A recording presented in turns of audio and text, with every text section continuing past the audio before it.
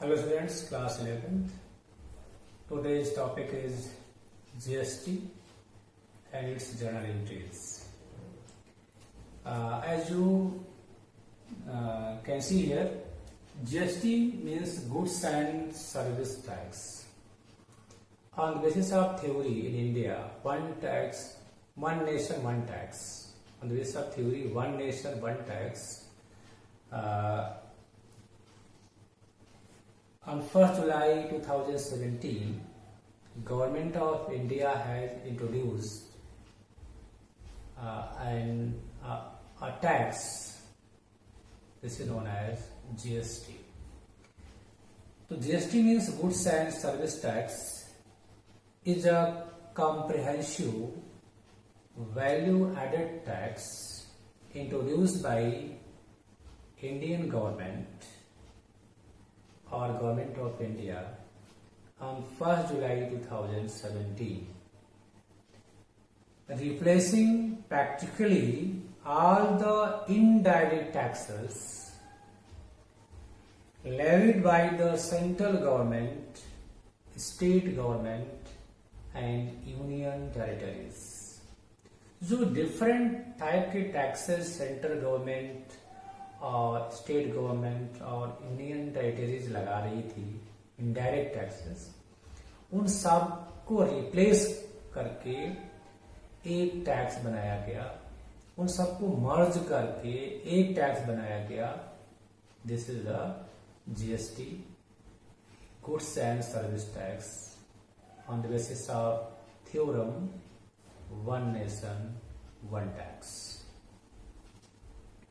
तो central government के जैसे टैक्स थे, central excise duty, additional custom duty, service tax, central surcharges, special additional duties, duty on textile and textile products, इन सबको हटा दिया गया, इन सबको रिप्लेस कर दिया गया, इनको मर्ज कर दिया गया जीएसटी में. ऐसे स्टेट गवर्नमेंट के टैक्सेस थे, लाइक वैल्यू एडेड टैक्स जिसे आप वैट कहते हैं, लग्जरी टैक्सेस थे, एंट्री टैक्सेस थे, ऑक्ट्राई था, इंटरटेनमेंट टैक्सेस थे, परचेज टैक्स था, टैक्सेस ऑन एडवर्टीजमेंट था, टैक्सेस ऑन लॉटरी था, स्टेट सरचार्जेस थे. इन सबको रिप्लेस करके जीएसटी में इंक्लूड कर दिया गया. So they are the replaced taxes, they are the merged taxes of central government and state government in GST. अब इसमें एक थोड़ी पढ़ना है, जीएसटी का ऑब्जेक्टिव क्या है, ये आपको अपना होम असाइनमेंट है, इसको आप बुक से स्टडी करिएगा. तो goods and service tax is levied by the government on every supply, sale of goods and services except alcohol and petroleum at the prescribed rate. It is a value added tax as GST paid on purchase of goods and services called input GST and set off against the GST collected on sale of goods and services called output GST. तो GST को दो नाम दिया गया, input GST and output GST. The GST which is paid by traders is known as input GST. This is paid on purchases of goods and services and on payment of expenses. And second is known as output GST. This is the collected GST. Input is the paid GST, output is the collected GST, and GST collected on sale of goods and services and on receive the incomes. तो दो GST हो गए, input और output. Input कब होती है, जब आप परचेज करते हो या पेमेंट करते हो एक्सपेंसेस का. आउटपुट होगी जब आप पैसा कलेक्ट करते हो या जब आप सेल करते हो, तो उस समय आप जो जीएसटी कलेक्ट करते हो वो आउटपुट जीएसटी है, जब आप पेड करते हो वो इनपुट जीएसटी है. इनपुट जीएसटी को हम आउटपुट जीएसटी से सेट ऑफ करते हैं, मैंने एडजस्ट करते हैं.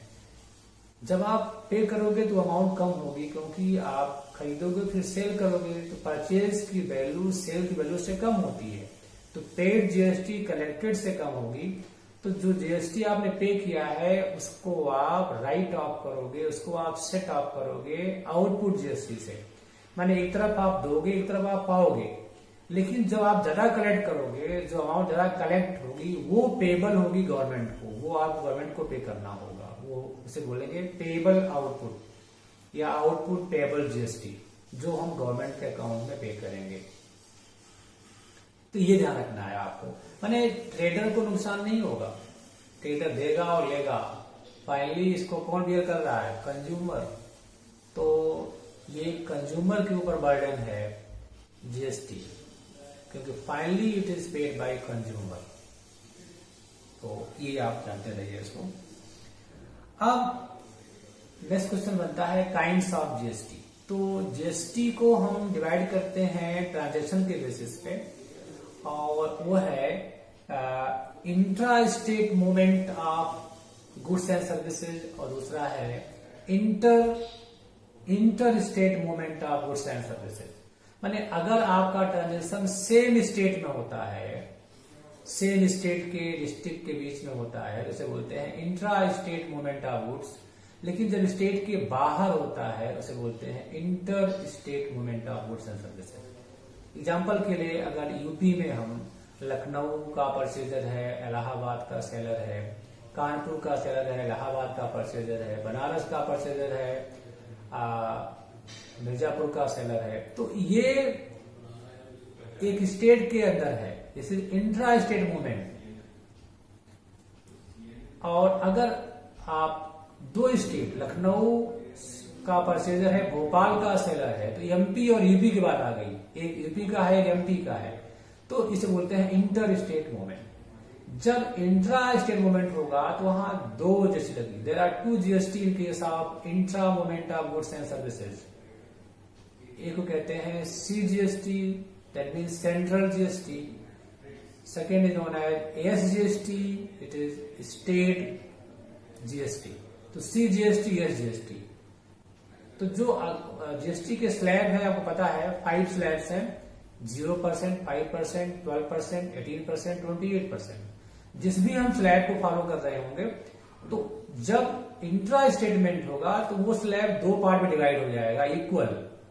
जैसे 18% है तो 9%, 9%, 12% है तो 6%, 6%।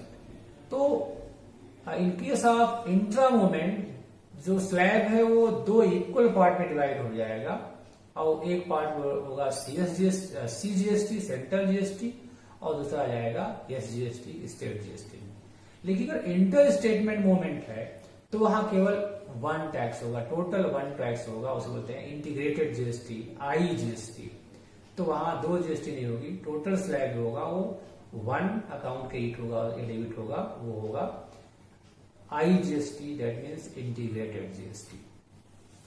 तो ये हो गया सीजीएसटी, एसजीएसटी। ये कब होगा? इंट्रा स्टेट मूवमेंट में सीजीएसटी और एसजीएसटी होगा। जब इंटर स्टेट मूवमेंट होगा तो वहां आईजीएसटी होगी।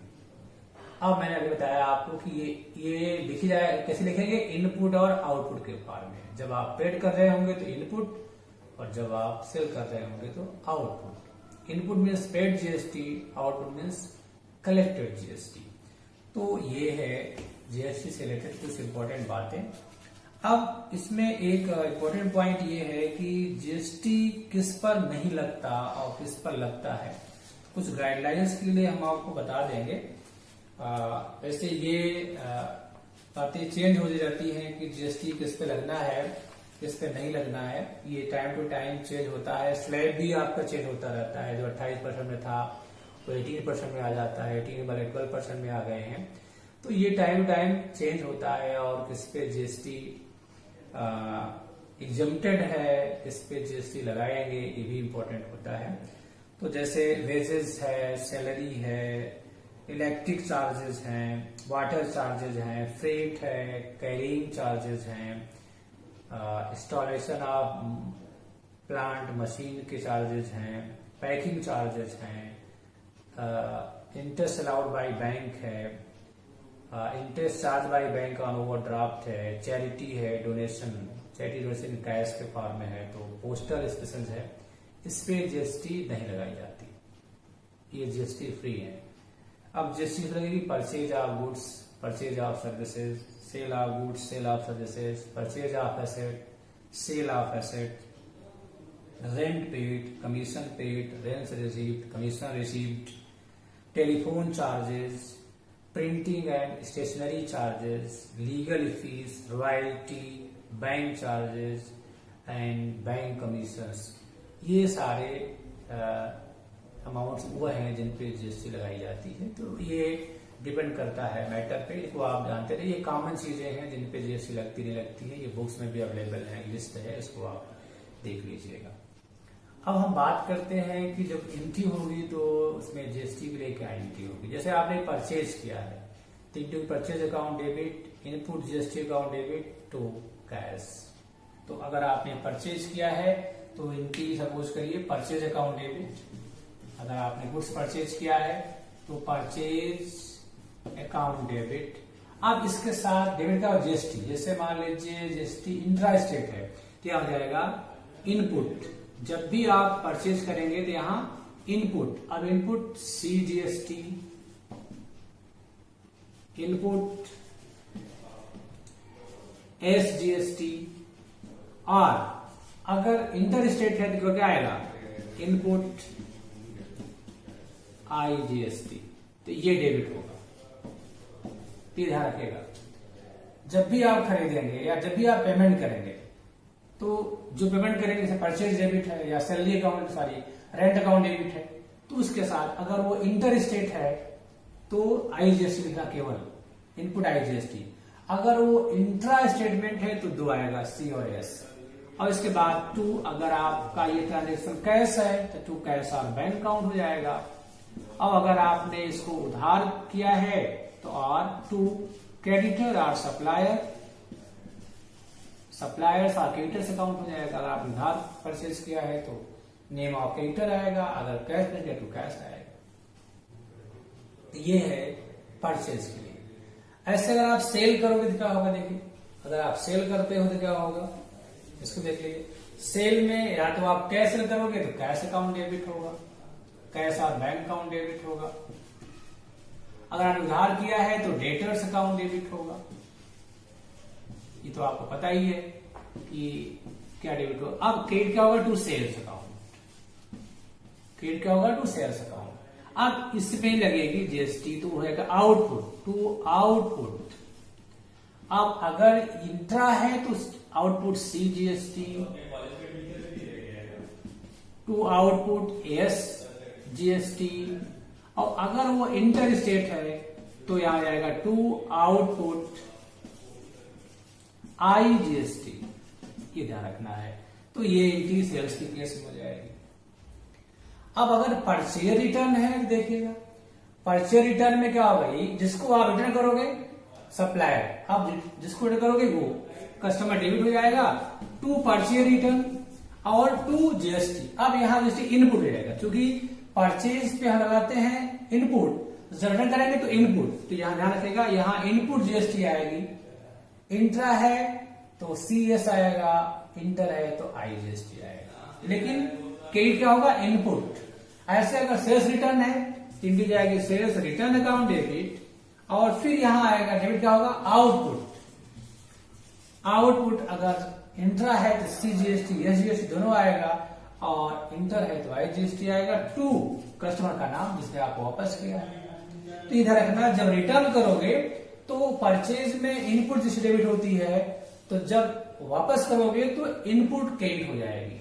लेकिन ऐसे सेल में देखिए आप आउटपुट क्रेडिट कर रहे हो, जब रिटर्न आएगा तो return account debit, output GST debit होगी टू डेटर्स। तो ये है, जैसे आपने रेंट पेड किया तो रेंट अकाउंट डेबिट, फिर input GST account debit to cash हो जाएगा। सैलरी पेड किया तो सैलरी पे जीएसटी लगती नहीं है, salary account debit to cash होगा।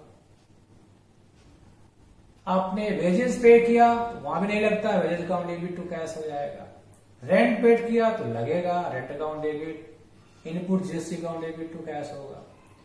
कमीशन रिसीव किया तो लगेगा cash account debit to commission to output GST लगेगा। इंटरेस्ट रिसीव किया तो cash account debit to interest to output GST होगा।